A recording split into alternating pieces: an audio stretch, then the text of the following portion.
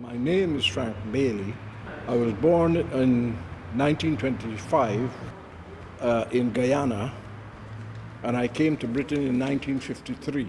It was more or less accidental, my joining the fire service. Yeah, my relationship with Frank was actually through the trade union movement. That on getting to meet Frank, and a very brief conversation actually with Frank, and it might not have even been myself. We invited him to our Fire Brigades Union annual Black Members School.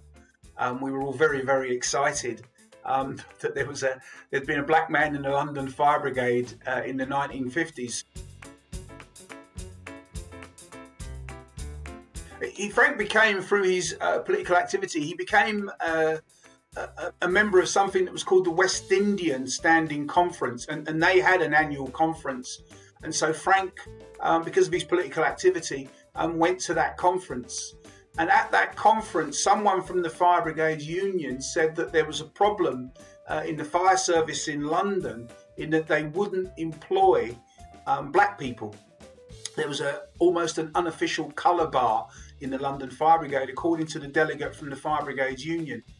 Frank decided to apply to join what at the time was the West Ham Fire Brigade, because Frank lived in that particular part of London at the time.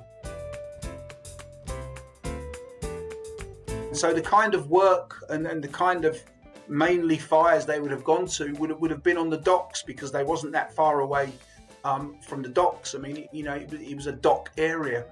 So many fires, on ships and in ship holds. The housing in that area was of particularly poor quality. House fires and flat fires in very poorly constructed buildings, unsafe buildings. So, we're very aware that the life of a firefighter, and certainly Frank's career, would have been a lot of fires and other type of emergency calls that we don't see much of today. Well, the sort of barriers that Frank had to overcome were no different to the barriers that that black people and people of different nationalities and race faced at the time in England, in the United Kingdom. So there was very much a negative perception.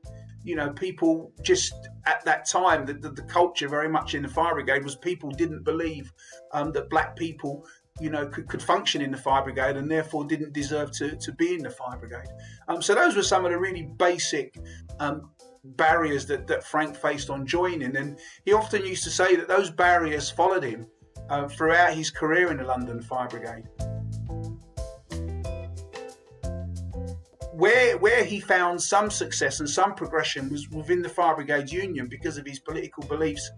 He also then became, which would have been absolutely unique, he then became what is known as the branch rep for Silvertown Fire Station. So he actually became the branch rep at his fire station for the union. One of his greatest problems in the fire service was his failure to get promoted, despite knowing not only that he passed the exams, but that he could rise within the organisation. He left the West Ham Fire Brigade just before it amalgamated into the London Fire Brigade in 1965, which meant that he had a 10-year career in the London Fire Service from 1955 to 1965. People often talk about the Windrush generation, and I guess, Frank was very much part of that. And the importance of their lives and their contributions to British society, let alone Black British society, is absolutely fundamental to our history and our journey. And the most important thing to remember about Frank is that everywhere he went in his professional life, including the fire service, he was a first. For many years, certainly post-war, the first identifiable black firefighter. He became the first advocate for children in the London court service. So everywhere Frank went, he was a pioneer, and he'll always be remembered by us as Frank Bailey, the pioneer.